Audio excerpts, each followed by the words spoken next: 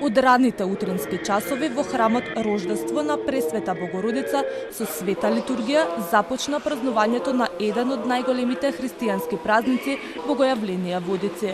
По завршувањето на литургијата прво се осветува вода во самиот храм, а подоцна и водите во околина на храмот.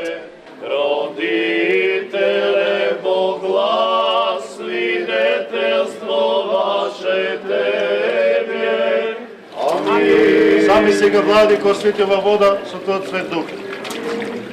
Со литија од храмот верниците се упатија кон мостот Слобода, а архиепископот Охридски и Македонски господин Стефан со завршните зборови Бог се јави го положи светиот крст во реката Вардар и на верниците им порача да ги прати мир и благосостојба.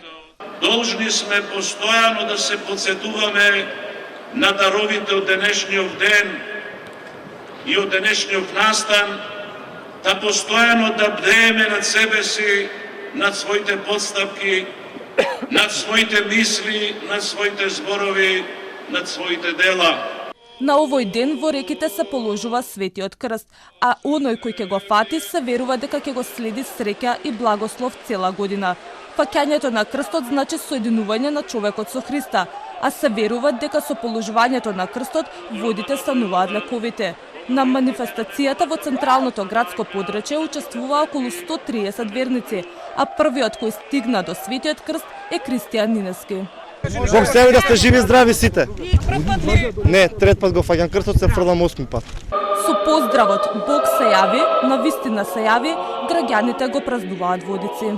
Денеска е Водици, денеска се крштеваат водите на сите води, иначе до денеска беа некрстени денови.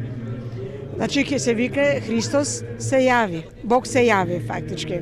И така, затоа и многу народ има. Верувате во лековитата вода на... Да, верувам.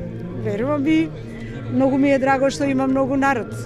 Верувам во празникот затоа што сум ја роден во Егејскиот дел во Егејска Македонија. Исто на овој ден е голем празник таму. Многу е овој убав празник, голем христијански. Веруваме во него и напомош ни на сите што славаат имендени, роден дени, нека е за многу години.